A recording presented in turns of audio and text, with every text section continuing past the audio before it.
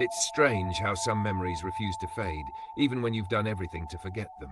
It's been almost 6 years since that night, but I still can't sleep without the light on in my hallway. I still check my locks twice, sometimes 3 times before going to bed. People think that kind of hypervigilance fades with time, but when you've been truly afraid in a way that seeps into your bones, you don't ever really go back to normal.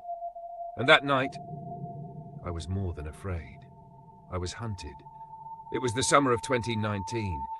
I was renting this small, older 1-story house in a quiet neighborhood in Oregon. You know the kind of street I mean. Wide yards, big old maple trees, mailboxes leaning just slightly from decades of use. My landlord was an elderly woman who'd inherited the place from her parents, and she kept it in decent shape, but it still had quirks. The back door didn't quite sit flush in its frame, the wood floors creaked like an old boat, and there was this attic hatch in the hallway that I never opened. It had one of those strings hanging down, always swaying a little when you walked past. I always told myself it was the draft. That night, I was home alone. My roommate Ben had gone to visit his girlfriend for the weekend, and I was actually looking forward to having the place to myself. I'd picked up a bottle of wine, planned to binge some horror movies, ironically enough, and maybe do some laundry. It was raining lightly outside, the kind of soft, steady rain that makes everything feel cozy. I remember thinking, this is perfect. I even turned my phone on silent so I wouldn't get distracted. Around 9:30 during the middle of the second movie, I thought I heard something over the sound of the TV, just a faint, dull thump from somewhere in the house. I paused the movie and listened. Silence. I shrugged it off, probably just the house settling, or a tree branch knocking against the siding. But then it happened again, softer this time, like a shift of weight, and it was coming from above me. The attic. I told myself it had to be the rain, or maybe a squirrel, but my chest was already tightening. I went into the hallway, staring up at that dangling string. The idea of actually pulling it down and looking inside made my stomach twist. Instead, I went back to the living room and turned the volume up. But from that moment on, I couldn't really focus on the movie. Every so often, I thought I heard faint, irregular noises, like something moving, then stopping. Around 11:15, I decided to call it a night. I locked up, turned off the lights, and got into bed with a book. That's when I heard it again, but this time it wasn't above me. It was in the kitchen, just a faint shuffle. My heart started pounding so hard I could feel it in my throat. I told myself it might have been the fridge cycling on, until I heard something clink softly. Like a glass being touched, I froze. My bedroom door was open, and from where I lay, I could see down the hall into the dark kitchen. I strained my ears, holding my breath, and then, clear as day, came the sound of slow, deliberate footsteps. I didn't move. I didn't even blink. The steps grew louder, coming closer, but they weren't steady. It was like whoever or whatever was moving was trying to match my silence, pausing every so often as if listening for me. I reached for my phone on the nightstand. It wasn't there. I remembered I'd left it on the kitchen counter. A fresh wave of dread rolled through me. If someone was in my house, they had my phone. The steps stopped just outside my bedroom door. My breathing was so shallow it almost hurt. I thought about running, but my only exit was past the doorway. I slowly reached under my bed and wrapped my fingers around the metal flashlight I kept there. It was heavy, good enough to swing if I had to. I waited. It felt like forever. Then, from the darkness of the hallway, came the sound of something dragging along the wall, inching toward my doorway. I gripped the flashlight tighter, my palms sweating. Then silence. I couldn't take it anymore. I leapt out of bed and swung the flashlight toward the door. No one was there. The hallway was empty. I took a shaky step forward, my heart hammering in my ears. That's when I heard it again, above me, in the attic. Only now it wasn't footsteps, it was breathing. Slow, heavy, and deliberate. I backed away, my mind spinning. I didn't have my phone, and the nearest neighbor was a good 100 yards away. My only thought was to get out. I grabbed my car keys from the dresser and made for the front door. As I passed the kitchen, I caught something in the corner of my eye, a coffee mug sitting in the middle of the floor. It hadn't been there before.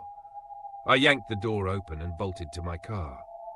The rain had picked up, soaking me in seconds, but I didn't care. I drove until I reached the gas station a few miles away and called the police from the payphone outside. They searched the house top to bottom but found nothing. No signs of forced entry, no one in the attic.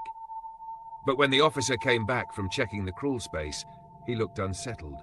He told me there was an old sleeping bag up there, along with some empty water bottles and food wrappers.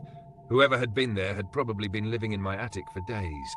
The police never caught anyone. When the officers had told me about the sleeping bag, my first instinct was disbelief. I kept shaking my head, muttering, No, that's impossible. I would have heard something. I would have known. But even as I said it, flashes of the last few nights started replaying in my head. Those faint bumps I'd written off as the house settling, the odd smell I'd noticed in the hallway a week before, that weird moment when my shampoo bottle had been in a slightly different place in the shower. I remember looking past the officer's shoulder toward my house. The front door was still hanging open, letting the rain blow in. The porch light swayed slightly in the wind, throwing shifting shadows across the threshold. For the first time, I felt like I was outside of something alive. Like the house itself had been watching me, holding in a secret. The police asked if I wanted them to stay while I grabbed a few things, but I couldn't even bring myself to go back inside. I stood there in the gas station parking lot, shivering in the rain, clutching my car keys like a talisman. My mind was full of images. A figure lying perfectly still in the attic, right above my bed, listening to me breathe. Maybe even leaning over the hatch when I walked past, watching. One of the officers offered to bring my phone out to me. I gave him permission, and about 10 minutes later he came back with it, holding it between two fingers like it was contaminated. "This was under your couch," he said. "Battery's dead." That made no sense. I'd left it charging in the kitchen. I went to a motel that night, cheap place off the highway with thin walls and buzzing lights in the parking lot. I kept the TV on all night, but I still couldn't sleep. Every time I drifted off, I'd jolt awake, convinced I'd heard a creak in the ceiling. The next morning, I went back with Ben. Daylight made the house seem harmless again, smaller even. But there was something heavier about the air.